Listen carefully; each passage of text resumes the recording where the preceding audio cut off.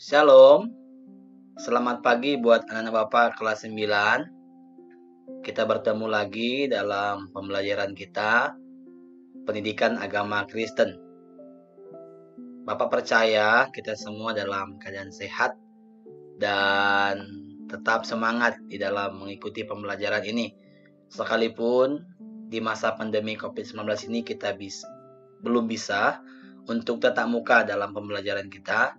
Tapi Bapak percaya anak-anak tetap belajar di rumah dengan semangat dan penuh perhatian khusus untuk video pembelajaran kita supaya anak-anak bisa memahami dan mengerti. Nah, sebelum menyaksikan video ini, Bapak sampaikan hal-hal yang perlu diperhatikan dan disiapkan. Yang pertama, anak-anak Bapak untuk mempersiapkan Alkitabnya, untuk ketika kita membacanya, kita tinggal membuka kalau kita sudah menyediakan Alkitab. Yang kedua, anak-anak Bapak agar mempersiapkan alat tulis seperti pena dan buku, supaya hal-hal yang penting dalam video ini nanti dicatat dengan baik. Yang ketiga, tetap saksikan video ini sampai berakhir. Nah, materi kita dalam pertemuan kita yang pertama yaitu tentang turunnya Roh Kudus. Nanti anak-anak bisa baca dalam buku paket di halaman 1-6 supaya tetap saling konfirmasi. Anak-anak bisa menyaksikan video dan anak-anak bisa juga membaca buku di buku paketnya. Seperti biasa dalam kelas kita pun online tetap melakukannya.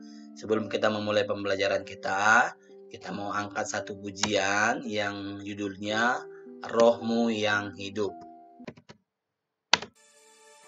Rohmu yang hidup penuhiku, mengalir dalamku.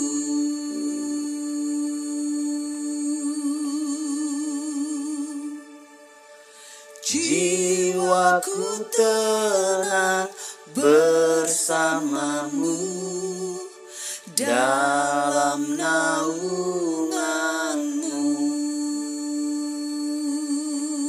Ku buka hati untuk jamahanmu, berserah penuh di hadiratmu. Kau ambil alih seluruh hidupku, di altarmu menyembahmu. Mari tetap kita sama-sama bernyanyi Rohmu yang hidup.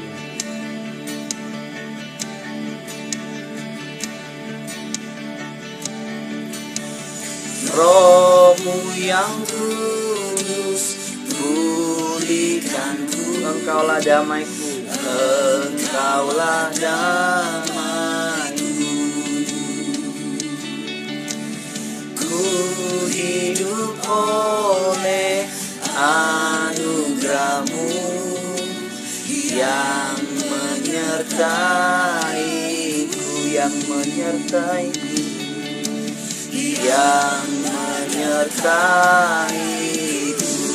Ku buka hati, haleluya.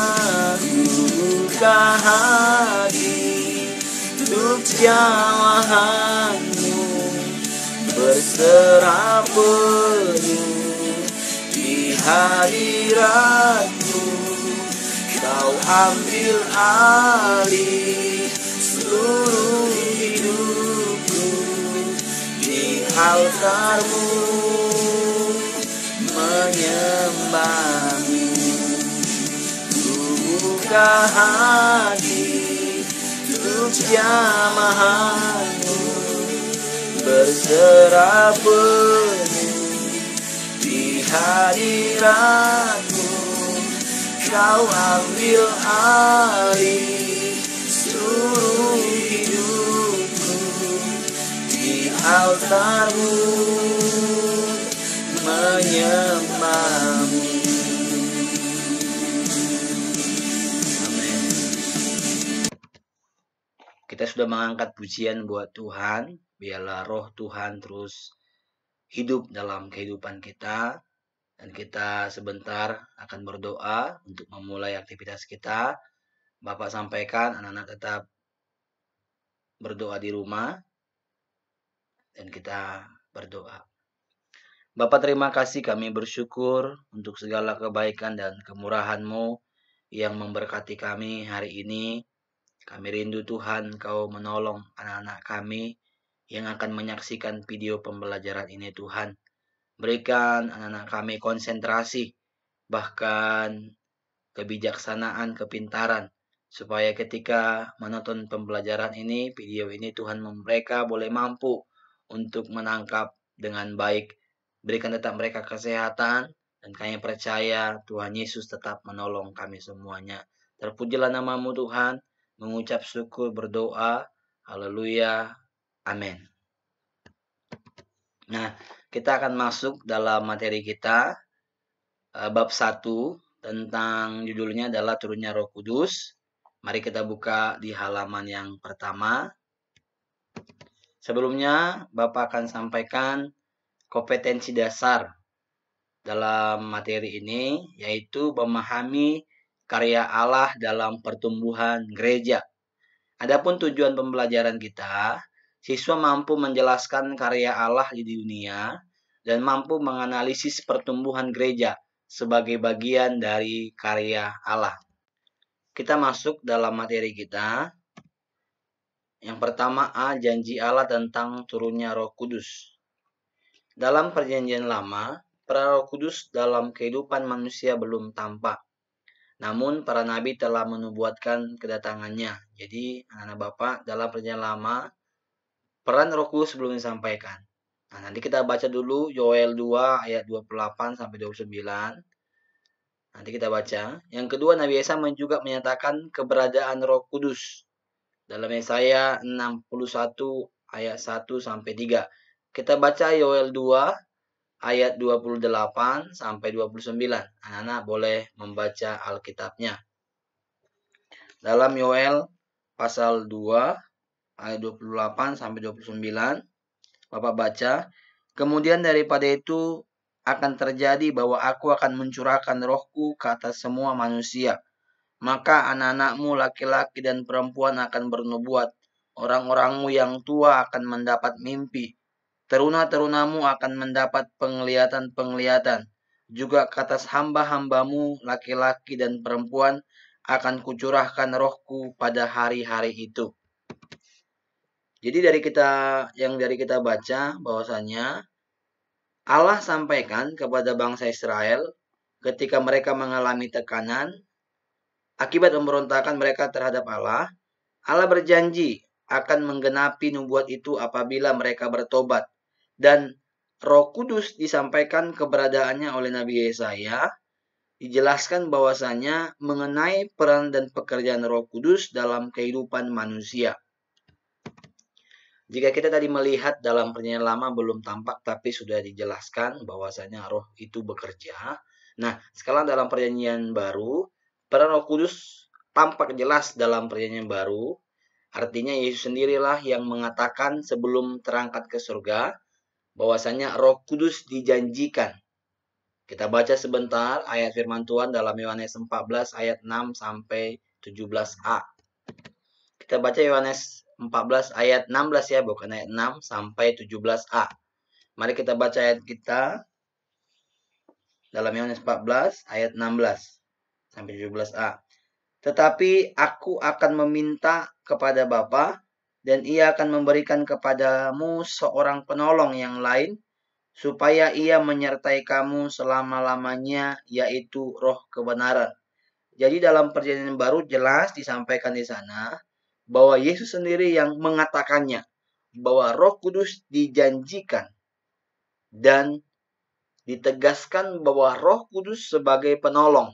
Dalam Yohanes tadi kita sudah belajar. Nah, apa itu Roh Kudus? Dalam bahasa Yunani, Roh Kudus itu adalah parakletos. Secara harafiah berarti seseorang yang dipanggil untuk mendampingi atau membela seseorang di hadapan mahkamah, yakni seorang asisten hukum atau seorang perantara untuk menolong.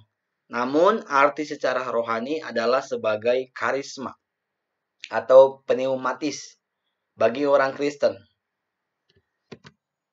Dalam hal ini, orang yang percaya kepada Kristus tidak lagi sendirian. Roh Kudus akan mendampinginya setiap saat. Jadi roh itu akan mendampingi. Nah, dipanggil untuk mendampingi atau membela. Jadi Roh Kudus yang sekarang kita terima itu perannya mendampingi kita, membela kita, menolong kita. Nanti kita belajar peran-peran Roh Kudus ya. Nah, peran Roh Kudus juga disebut Roh kebenaran. Dalam Yohanes 16 ayat 8. Kenapa Roh Kudus juga disebut Roh kebenaran? Karena Yesus sendiri yang bersaksi tentang kebenaran itu. Karena Yesus adalah Roh Allah sendiri. Dan Roh Kudus juga itu akan menolong kita, membawa kita masuk ke dalam kebenaran. Jadi kita akan masuk ke dalam poin yang B, gereja perdana sebagai wujud janji Allah. Tadi kita belajar di Perjanjian Baru bahwa Roh Kudus dijanjikan sebagai penolong. Nah, kita lihat di dalam Perjanjian Lama. Dalam Perjanjian Lama, Pentakosta adalah hari yang paling penting, yakni hari terbesar setelah Paskah, setelah Paskah dalam tradisi Yahudi. Pentakosta secara harafiah berarti 50. Hal ini merujuk pada hari ke-50. Jadi hari Pentakosta itu adalah hari ke-50. Hari ke-50 atau hari pencurahan Roh Kudus. Setelah Paskah atau setelah Paskah itu adalah kebangkitan. Ya, kebangkitan Yesus Kristus. Jadi dalam Perjanjian Lama mereka merayakan Paskah ini selama 1 hari penuh pada akhir musim petik gandum. Mereka bersukacita dan bersyukur kepada Allah. Nanti anak-anak bisa baca di rumah dalam Keluaran 34 ayat 22. Kita akan melihat dalam Kisah Para Rasul 2 ayat 1 sampai 13. Kita baca ayat ini. Ini menjelaskan hari Pentakosta di mana para murid menerima Roh Kudus, yang para murid menjadi para rasul. Jadi kita akan baca, anak-anak mari buka Alkitabnya dalam Kisah Para Rasul 2 ayat 1 sampai 13. Mari kita baca Alkitab kita, Kisah Para Rasul 2 ayat 1 sampai 13 tentang hari Pentakosta, pencurahan Roh Kudus. Ketika tiba hari Pentakosta, semua orang percaya berkumpul di satu tempat. Tiba-tiba turunlah dari langit suatu bunyi seperti tiupan angin keras dan memenuhi seluruh rumah di mana mereka duduk. Dan tampaklah kepada mereka lidah-lidah seperti nyala api yang bertebaran dan hinggap pada mereka masing-masing. Maka penuhlah mereka dengan Roh Kudus. Lalu mereka mulai berkata-kata dalam bahasa-bahasa lain seperti yang diberikan oleh Roh itu kepada mereka untuk mengatakannya. Waktu itu di Yerusalem orang-orang Yahudi yang saleh dari segala bangsa di bawah kolong langit. Ayat 6, ketika turun bunyi itu, berkerumunlah orang banyak. Mereka bingung karena mereka masing-masing mendengar rasul-rasul itu berkata-kata dalam bahasa mereka sendiri. Mereka semua tercengang-cengang dan heran. Lalu berkata, bukankah mereka semua orang berkata, oh, itu orang Galilea? Bagaimana mungkin kita masing-masing mendengar mereka berkata-kata dalam bahasa kita sendiri? Yaitu bahasa yang kita pakai di negeri asal kita. Kita orang Partia, Media, Elam, penduduk Mesopotamia, Yudea dan Kapadokia, Pontus dan Asia, Frigia, Pamfilia, Mesir dan daerah-daerah Libya yang berdekatan dengan Kirene, pendatang-pendatang dari Roma, baik orang Yahudi maupun penganut agama Yahudi, orang Kreta dan orang Arab. Kita mendengar mereka berkata-kata dalam bahasa kita sendiri tentang perbuatan-perbuatan besar yang dilakukan Allah. Mereka semuanya tercengang-cengang dan sangat termanggung-manggung sambil berkata kepada yang lain, Apa artinya ini? Tetapi orang lain menyindir mereka sedang mabuk oleh anggur manis. Nah, kita sudah membaca kebenaran firman Tuhan. ini menceritakan hari Pentakosta. Hari di mana turunnya Roh Kudus kepada murid-murid dan mereka nanti akan berpencar menyampaikan kebenaran Injil. Bahkan Petrus sendiri berkhotbah sampai 3.000 orang bertobat.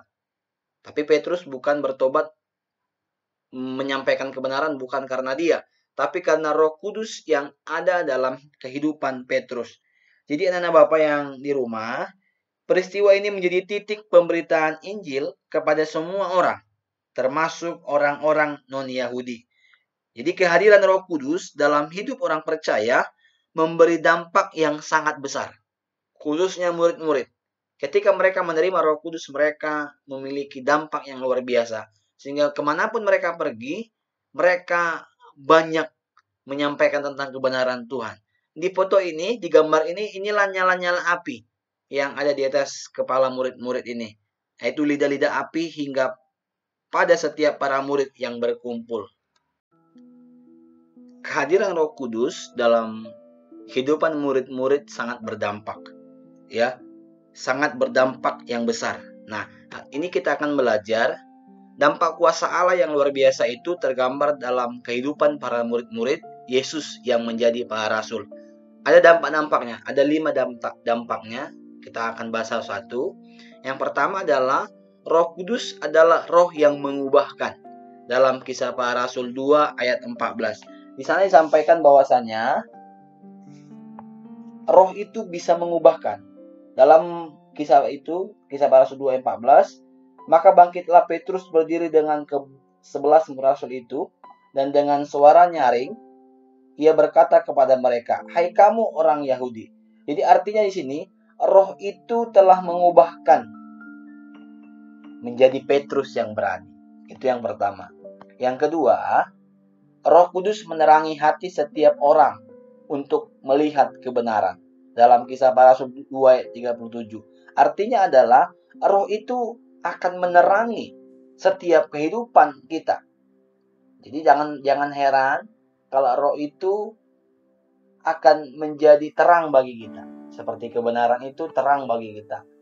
Jadi ketika kita masuk dalam kebenaran, kehidupan kita pun akan di dalam kebenaran. Jadi minta pimpinan Roh Kudus hadir dalam kehidupanmu.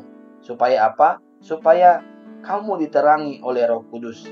Yang ketiga, Roh Kudus memanggil dan menggerakkan orang-orang yang telah dipilih oleh Allah untuk menerima kebenaran. Jadi ketika murid-murid menerima Roh Kudus itu, Roh Allah itu, seperti nyala-nyala api yang tadi yang kita sudah lihat gambarnya, mereka mampu digerakkan oleh Roh Kudus dan mereka menyampaikan kebenaran, sehingga ketika mereka menyampaikan kebenaran, banyak orang yang mendengar kabar baik dan orang-orang bisa mengerti kebenaran itu. Maka dalam Kisah Para Rasul 2 ayat 41 berkata seperti ini, Bapak baca, orang-orang yang menerima perkataannya itu memberi diri dibaptis, dan pada hari itu jumlah mereka bertambah kira-kira 3.000 jiwa. Jadi ketika Petrus berkhotbah karena Roh Allah ada dalam kehidupannya, 3.000 orang menerima Yesus Kristus sebagai Tuhan dan Juru Selamat, dan mereka dibaptis oleh murid-murid melalui kuasa daripada Roh Kudus.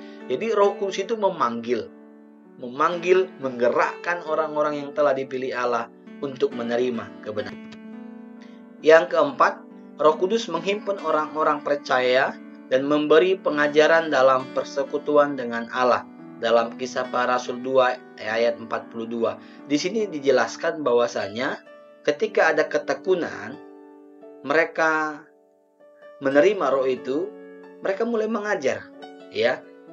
Dalam Kisah Para Rasul berkata tadi bahwasanya mereka bertekun dalam pengajaran rasul-rasul dan dalam pembersekutuan, dan mereka selalu berkumpul untuk memecahkan roti dan berdoa. Jadi ini cara hidup jemaat mula-mula. Ketika mereka menerima Roh Kudus, mereka mulai bertekun. Ada perubahan dalam kehidupan mereka.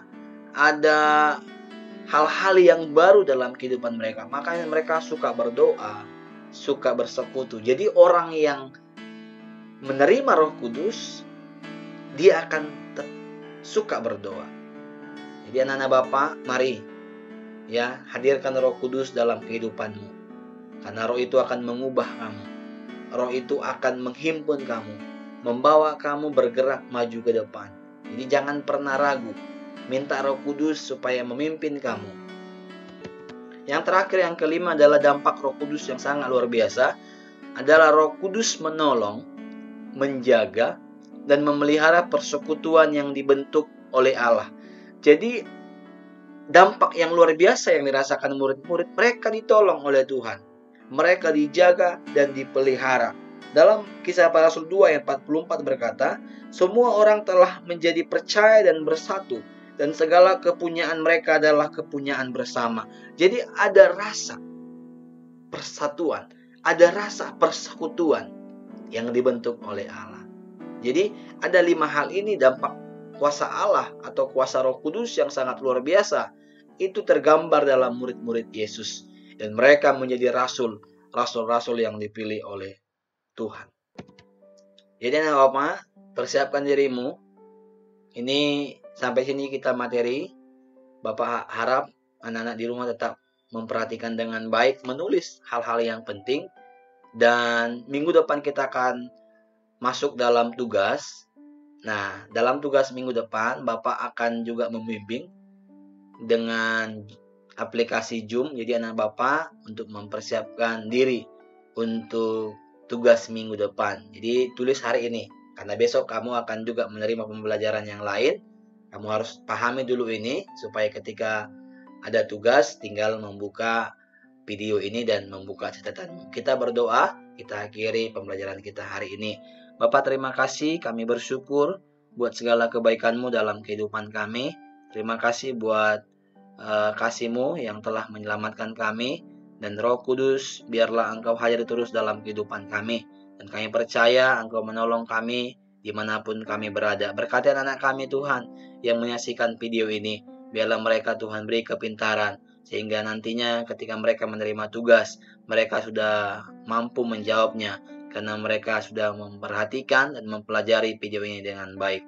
Terpujilah nama-Mu Tuhan, di dalam nama Tuhan Yesus kami berdoa, haleluya, amin.